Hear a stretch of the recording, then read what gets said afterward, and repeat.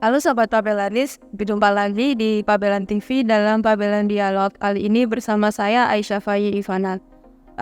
Untuk saat ini kita akan mengangkat isu mengenai pinjaman online atau yang sering kita sebut dengan pinjol. Mungkin di telinga masyarakat Indonesia sendiri, pinjol sudahlah tidak asing karena pada saat ini marak sekali di kalangan masyarakat mengenai pinjaman online ini baik yang legal maupun ilegal. Pinjaman online sendiri merupakan pinjaman yang dilakukan melalui aplikasi atau website tanpa adanya jaminan atau aset. Dalam transaksinya, pinjaman online dilakukan secara virtual atau tanpa adanya pertemuan langsung antara konsumen atau pengguna dari layanan ini dengan penyedia layanannya. Untuk mengetahui lebih lanjut dan lebih lengkap mengenai pinjaman online, kita akan bahas tuntas pada Pabelan Dialog pada siang hari ini. Seperti yang Pabelanis lihat, sudah ada bersama saya Bapak Ali Zainal Abidin selaku dosen ekonomi dari Universitas Muhammadiyah Surakarta. Selamat siang Bapak. Siang. Baik Pak Ali, di sini saya ingin mengupas tuntas mengenai pinjaman online yang sedang marak di masyarakat. Saya ingin mengetahui sebagai salah satu dosen ekonomi yang mengikuti dan mengawasi mengenai perkembangan perekonomian, kami ingin mendengar bagaimana sudut pandang dan pendapat Bapak mengenai permasalahan tersebut. Menurut Pak Ali sendiri, sudut pandang terkait pinjaman online ini seperti apa sih Pak? Oke, terima kasih Mbak Anissa atas penanganannya. Ya, kebetulan di sini karena saya sendiri juga mengampu salah satu mata kuliah yang masih terkait dengan pinjaman online. Ya, seperti yang tadi sudah disampaikan, saya rasa pinjaman online ini bukan hal baru ya, bukan hal baru. Setidaknya mungkin kita sudah mengenal pinjaman online itu kurang lebih sekitar 6 atau 7 tahun, Mbak. Mungkin sekitar 2016 ya, itu marak ya, sewaktu saya sedang kuliah itu tahun-tahun itu sudah mulai kita mengenal yang namanya peer-to-peer lending atau sekarang biasa dikenal pinjaman online ya. Waktu itu saya rasa kalau Anda menanyakan kepada saya bagaimana pendapat saya ya, atau perspektif saya terkait dengan pinjaman online itu sendiri, saya rasa pendapat saya itu tergantung ya sebenarnya. Seluruh pinjaman online ataupun seluruh pinjaman itu kan tergantung tujuannya sebenarnya. Jadi menurut saya selama pinjaman online itu tujuannya itu untuk memang sesuai dengan apa yang mereka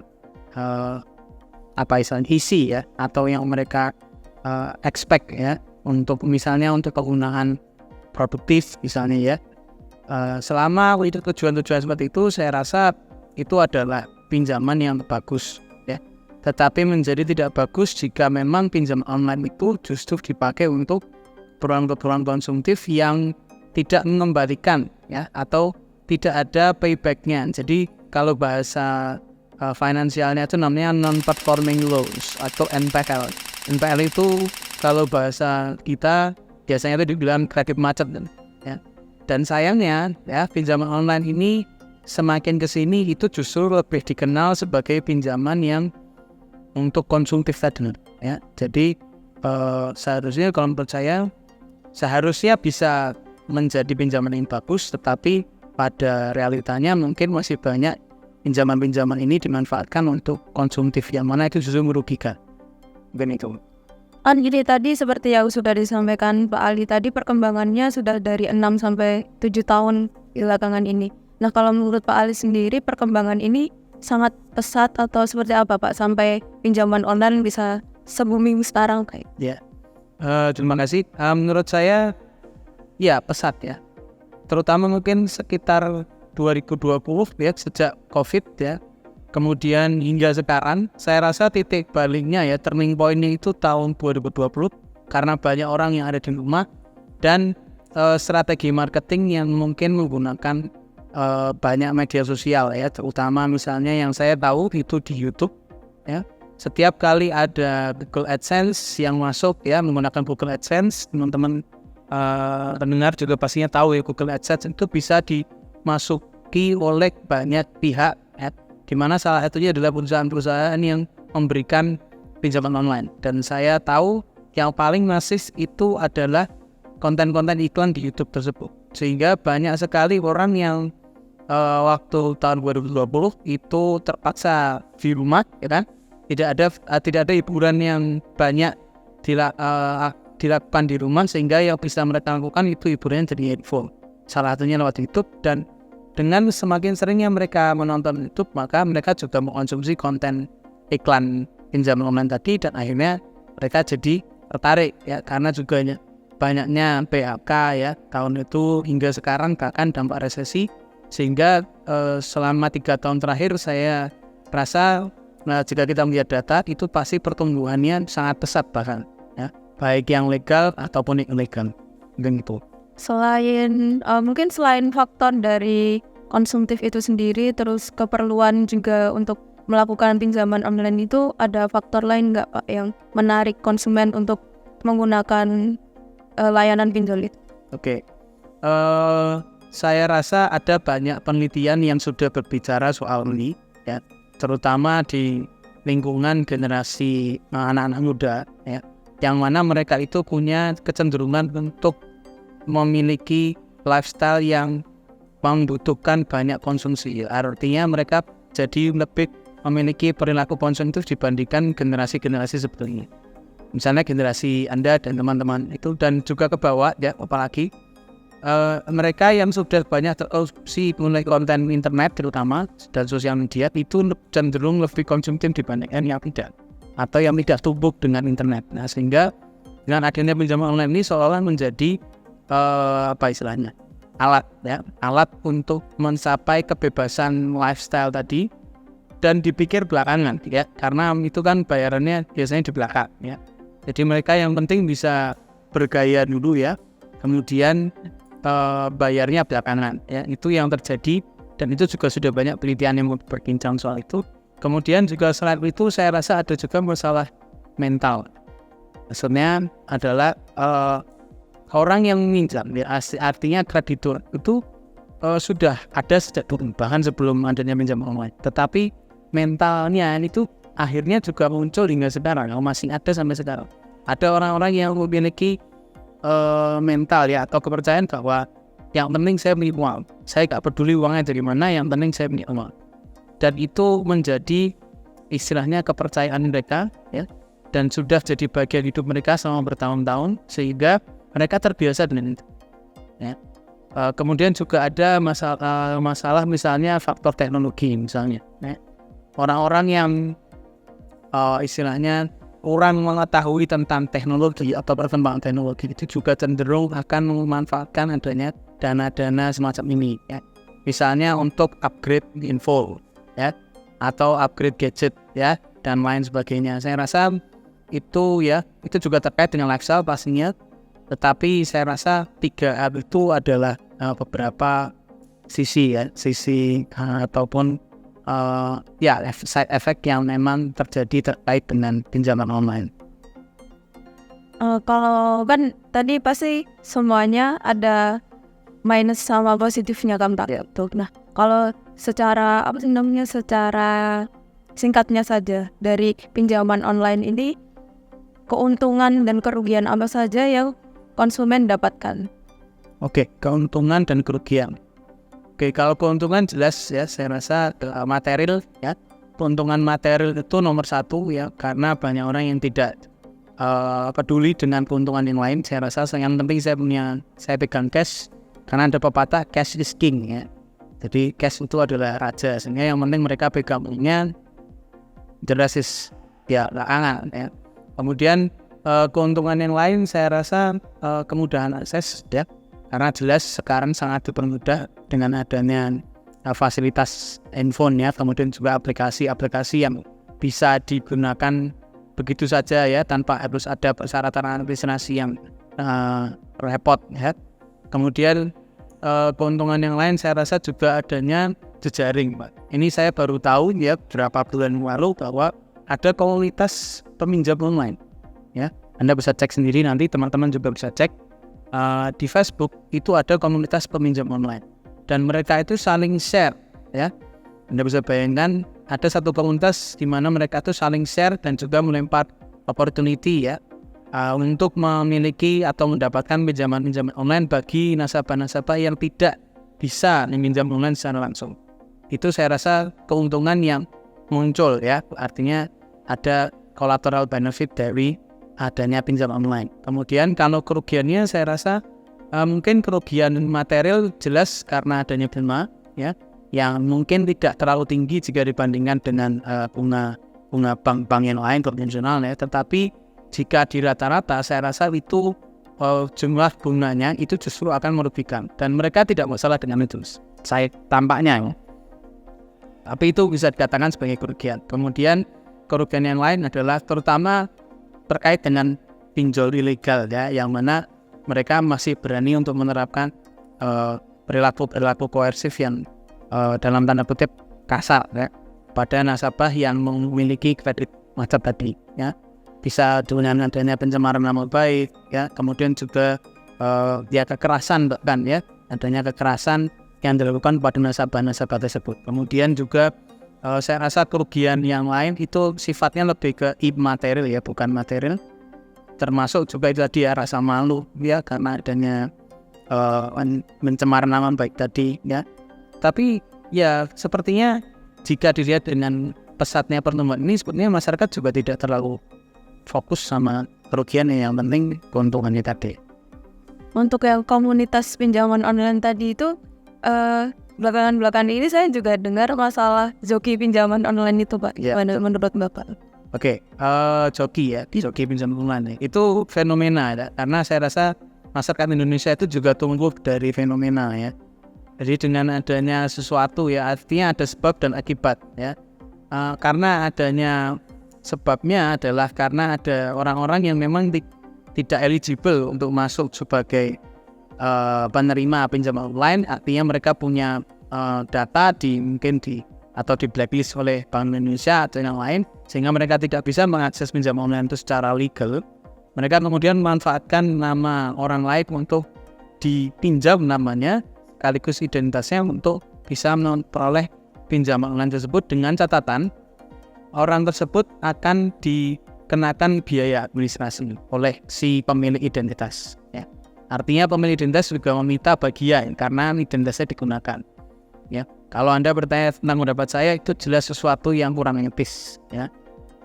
Dan sayangnya ya, karena ada ya fenomena ini ada, berarti memang ada masyarakat yang tidak mempedulikan etika itu tadi ya, bahwa apa yang terjadi jika identitas Anda itu diambil oleh orang, kemudian Anda tercatat oleh Bank Indonesia sebagai pemilik account tersebut. Ternyata orang yang meminjam tadi itu ternyata mengabaikan tanggung jawabnya. Terus gimana?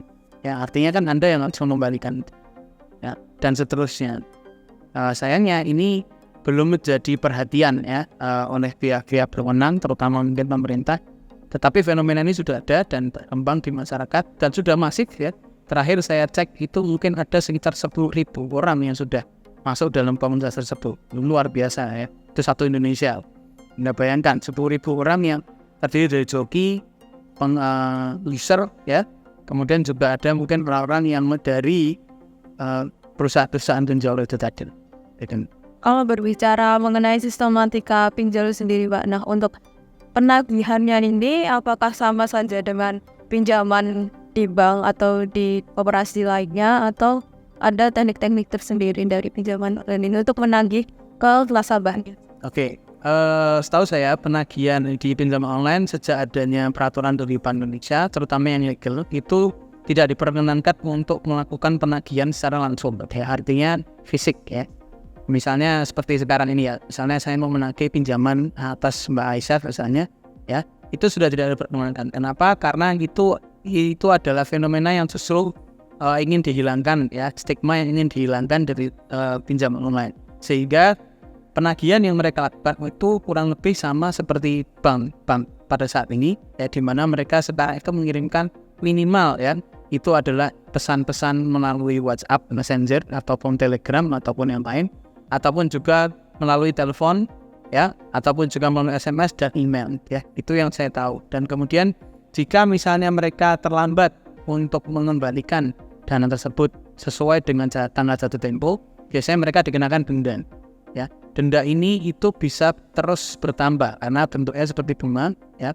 Jadi denda ini misalnya katakanlah jika saya terlambat 1 hari maka dendanya bertambah 10.000 katakanlah ya. Jika terlambat 5 hari berarti 50.000, itu adalah biaya tambahan dan itu tidak mengurangi pinjaman yang sudah ada tadi ya. Jadi kurang lebih jatuhnya sama seperti perbankan konvensional ya. Tetapi kalau yang ilegal saya rasa masih ada pendekatan koersif tadi ya. Jadi masih ada pendekatan dalam tanda kutip kasar ya, kasar kepada nasabah. Toh juga nasabah memiliki perilaku ya atau mental yang istilahnya karena mereka ilegal ya, jadi uang ini hilang pun mereka nggak akan dapat masalah ya, karena tidak ada catatan di Bank Indonesia.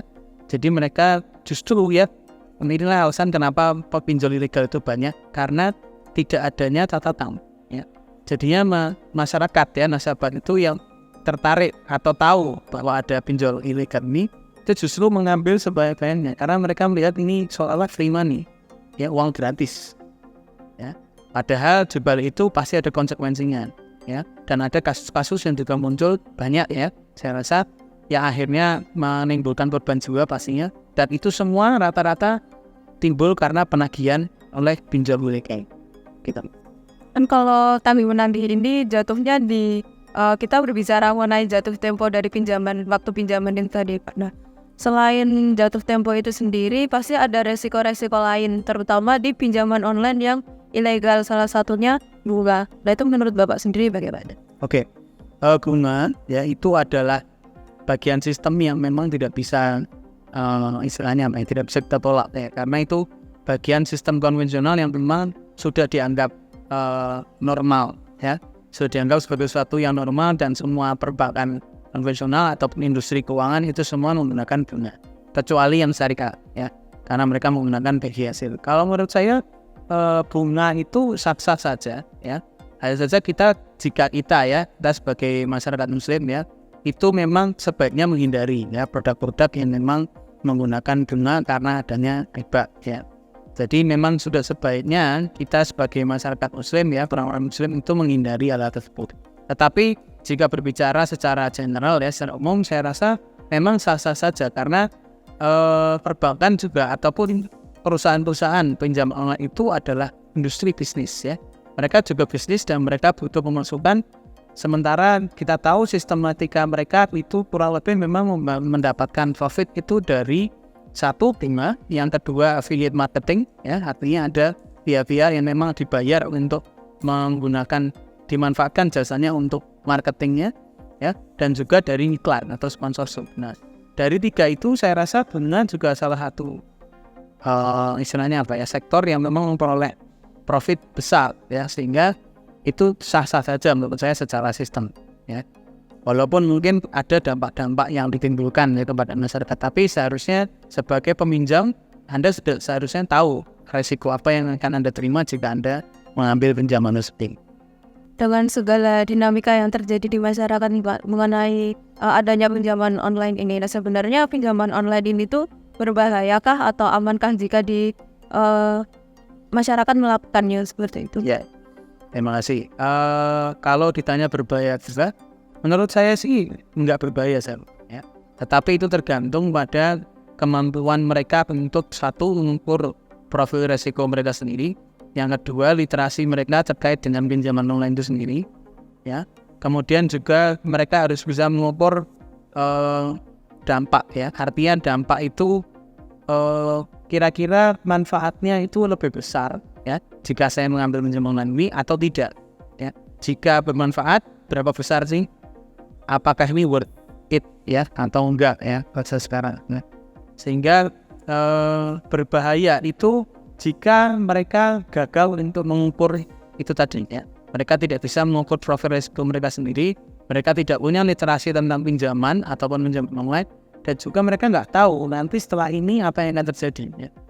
Itu menjadi berbahaya menurut saya ya. Dan sayangnya saya rasa masih banyak masyarakat yang tidak peduli atas 3 kriteria ini tadi ya, 3 variabel tadi yang saya sampaikan.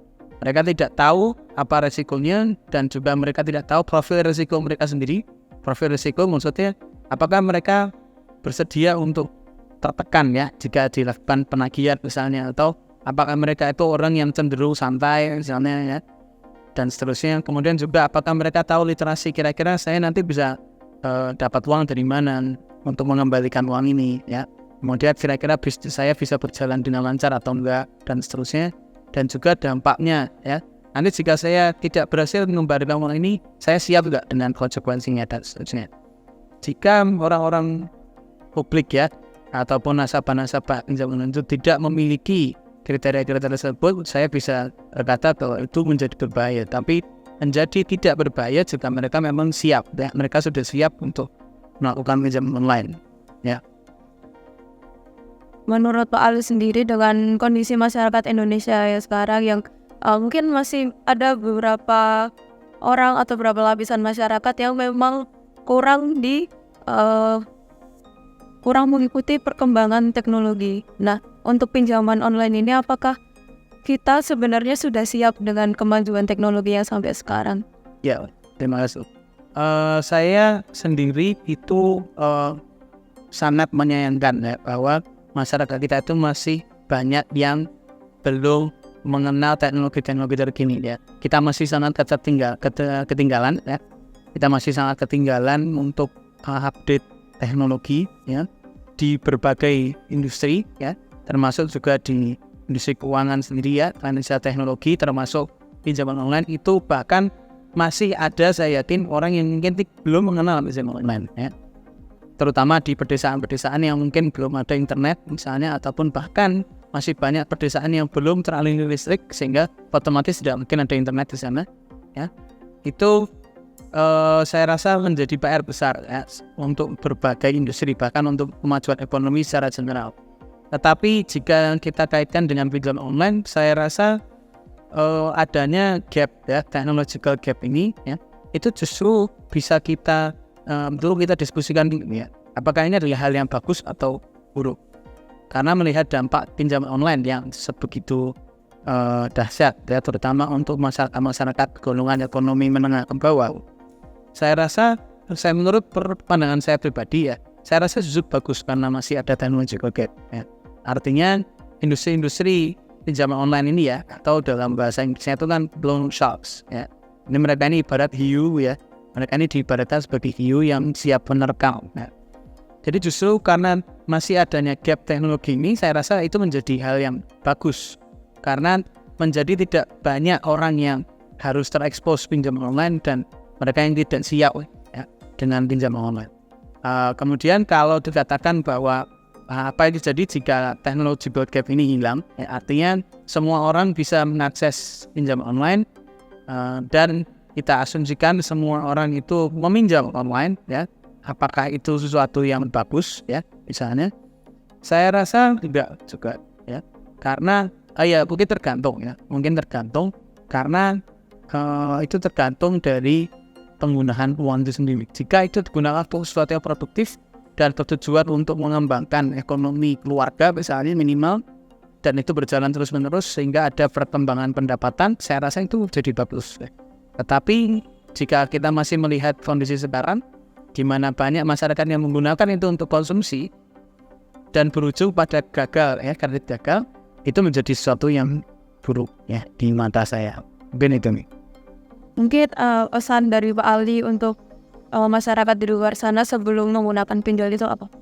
Oke, saya rasa apa yang perlu saya sampaikan tadi ya, ada 3 ya, setidaknya ada 3 kriteria yang harus diperhatikan sama teman-teman dan masyarakat umum ya. Yang pertama tentu adalah ketahuilah profil resiko Anda ya, karena profil resiko itu sangat menentukan istilahnya keberanian Anda untuk mengambil satu tindakan, terutama untuk melakukan pinjaman online. Ketika Anda itu tidak memiliki profil resiko yang sesuai dengan bentuk pinjaman yang Anda ambil ya, maka itu Anda justru akan menjadi pihak yang dirugikan karena Anda tidak siap dengan konsekuensinya. Kemudian juga yang kedua tentunya ya, Anda juga harus punya literasi keuangan yang bagus ya. Artinya Anda tahu uang Anda ini digunakan untuk apa ya. Jangan sampai ya Anda mengambil pinjaman online tetapi Anda itu tidak tahu penggunaannya untuk apa, atau bahkan hanya untuk sekedar bergaya ya, atau lifestyle yang istilahnya konsumtif ya, itu justru akan menjatuhkan Anda sendiri ya. Dan yang ketiga, Anda juga tentu harus punya pengukur dampak ya. Jika Anda mengambil pinjaman online ini, nanti kira-kira saya akan mendapatkan itu berapa ya, dan apakah itu masuk ya, atau istilahnya worth it ya, dengan apa yang sudah saya lakukan selama ini, dengan konsekuensi yang harus saya terima, dengan resiko yang harus saya hadapi. Jika worth it, silakan ambil ya. Tapi jika tidak ya, dari istilahnya 3 kriteria yang tadi tidak lolos pendapat objektif Anda, saya rasa sebaiknya Anda berdiri atau bahkan berlari jauh dari pinjaman-pinjaman online semacam ini. Baik, terima kasih Pak Aldi sudah meluangkan waktunya menjadi narasumber pada Pabelan Dialog pada siang hari ini. Dari Pak Ali kita mengetahui sudut pandang dan banyak sekali insight yang dapat kita terima, kita dapatkan. Semoga dengan adanya konten ini semakin membuka pikiran masyarakat terkait bagaimana kondisi pinjol pada saat ini. Mungkin sekian Pabelan Dialog pada siang kali ini. Kesimpulannya adalah sebenarnya pinjaman online ini baik dilakukan, tetapi dengan berbagai pertimbangan seperti mengetahui resiko diri kita sendiri, lalu mengerti betul tentang literasi keuangan seperti itu. Juga mengetahui mana pinjaman online yang ilegal dan ilegal itu sendiri. Dengan adanya Pabelan Dialog kali ini, kita tahu bagaimana pandangan Pak Ali sebagai salah satu dosen ekonomi terhadap pinjol yang saat ini sedang marak di masyarakat. Saya Aisyah Fayi Ivana pamit undur diri. Nantikan konten Pabelan TV selanjutnya. Jangan lupa like, comment, and subscribe YouTube Pabelan TV. Sampai jumpa.